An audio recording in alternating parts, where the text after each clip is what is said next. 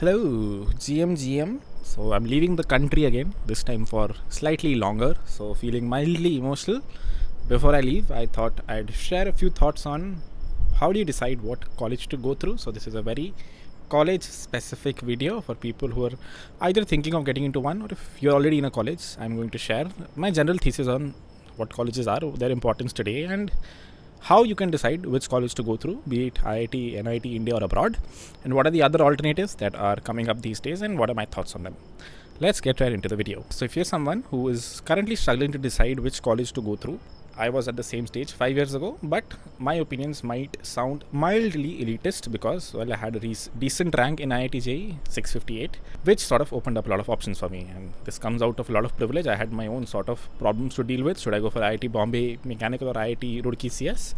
I'm sure the problems are different for you guys. And since 99% of the people are not able to get good ranks in IITs, I'm going to stick to that opinion. But again, my opinions might feel elitist and I totally get why they might, so feel free to skip the video and not listen to my opinions. Do colleges matter? I think we all know the answer is no, and this is sort of a buzzword. People keep saying this, oh, colleges don't matter, you don't learn anything, and like professors don't teach right, whatever. That is sort of true, but let's dive a little deeper into what that means. The incentives for specifically a professor to teach you in college are not very well assigned, and most curriculum being taught in colleges is not what's being used in the industry. So irrespective of which college you go to today, 99% of the colleges are not teaching you anything you might need in a job. They are giving you a piece of paper though, and that piece of paper ends up mattering sometimes, especially in India. Why are IITs so important or like in the limelight all the time? The reason is companies hire really well from them, and it's not like they're the best people there. It's just that companies don't have the time to filter good talent. They know the buzzword IIT, they know it's comparable to MIT or whatever in India. It's the MIT of India, so they come here. There are too many people to choose from. They go to an IIT and get packages for people from there. They throw hefty packages there as well, which is why it's easy to slog through 4 years of computer science or any degree at an IIT and still get like a 12-15 LPA package. That is what an IIT gives you. That's a decent thing that IIT gives you. It gives you other things if you want to go into research. Then one, the college degree matters, and two, also you learn a lot of good things because, well, if in India someone can teach you good theoretical computer science, it's in IIT Bombay, IIT Delhi, big colleges. So firstly, decide what you want. Are you joining an IIT engineering for theoretical computer science? Do you want to go for a master's? Then yes, IIT does matter. Feel free to take a drop or decide based on that. But if you just want a job, 99% of the people just want to get into engineering to get a job. It really doesn't matter what college you go to. It really doesn't matter what college you go to. And again, this might feel counterintuitive coming from me since I went to an IIT, but like look at examples all around. There are people in tier 2 colleges working at Google or tier 3 colleges. So the college tier doesn't really matter. What ends up mattering is the peer group. The question is, how do you create a decent peer group? So whenever you join a college, right, find a set of ambitious folks who want to get a good job in computer science and do the standard things there. You'll know this when you get into college. The standard things include algorithms, data structures to begin with, making sure you're pretty decent at writing logic. And this might be a time where you need some mentorship, some paid courses, or more specifically, maybe an elder brother or sister or a senior who can guide you through the first 30 days, which means you understand basics of how you can write for loops, while loops, things like these in any language. This works very well with full stack development as well. If you're learning full stack for the first time, you will struggle a little with JavaScript, Python, the basic syntax. If you have someone to hand hold you there, that's great. Even if that's someone you have to pay on a one-to-one basis, but more preferably if you have a senior who's close or your brother or sister, let them help you through the first hump of understanding a language. Once you understand that, after that, become extremely self-sufficient and have the right set of folks around you. Folks who don't believe in zero-sum games, folks who want to help each other grow. I had such a group in college, group of 12 folks, and I saw this very closely, where if you keep motivating each other and don't feel bad if your friend gets some success, then the group as a whole benefits a lot. So find that group irrespective of what college you go to. Let's look at the tiers now. If you're getting an IIT, I would say go for computer science. I had a choice between computer science IIT Roorkee and mechanical IIT Bombay, Bombay being the best college in India. Still went for computer science Roorkee, which was in a remote location. So Mumbai had the best life, like IIT Bombay, Mood Indigo are great things, but I decided to take a step back and go to a remote location as long as I'm learning computer science, and I found good folks there as well. So it's not like I missed out on anything, and this applies very well to the difference between IITs and NITs and DTUs, these colleges, and then after that bandwagon of tier 2, tier 3 colleges. As long as you find the right set of people, you'll be fine. And if you have to, given a choice, I would go for computer science anywhere or if you have AI or any specific more computer science niche field, go there.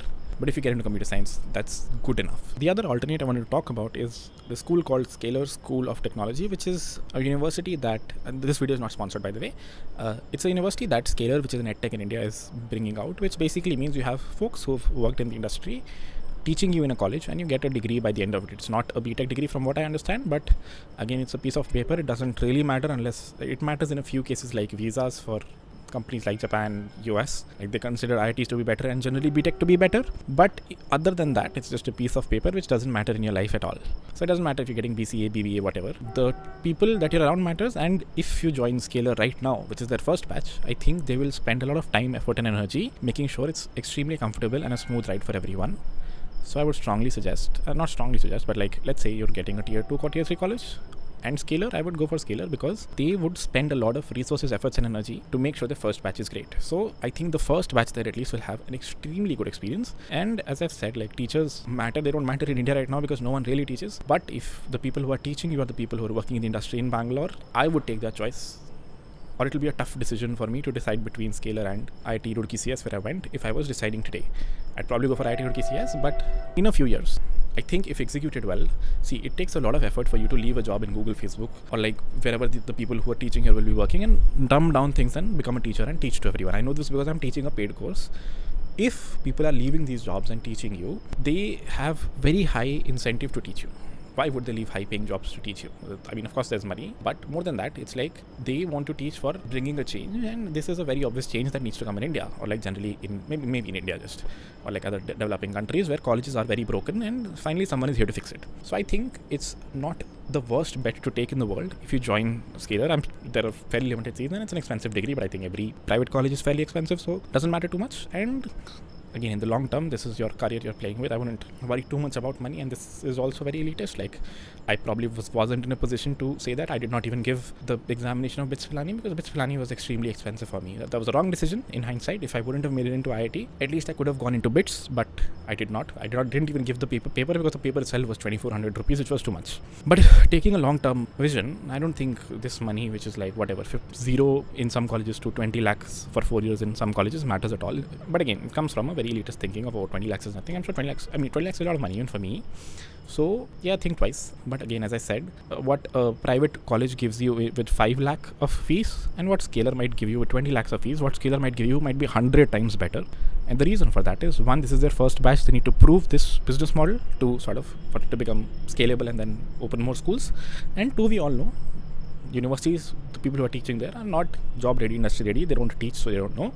And their incentives are also not very well aligned. Scalar is a startup, funded startup, and they have incentives to grow this, and the people who are teaching there have some bonuses, incentives aligned with you getting jobs, which is why it's a very nice win-win situation. They have incentive to get you a job, and of course a job is what you need, which is why I'm saying definitely between tier 2, tier 3 and Scalar, think twice. IIT, sure, go for an IIT for now and let the business model prove itself. So that would be my thoughts. I would, as I said, this isn't a sponsored video, but it would be really tough for me to decide between at least a tier 2, tier 3 college and Scalar probably would be an obvious choice. I would go for Scalar. An IIT or tier 1 and Scalar, it would be a tough choice.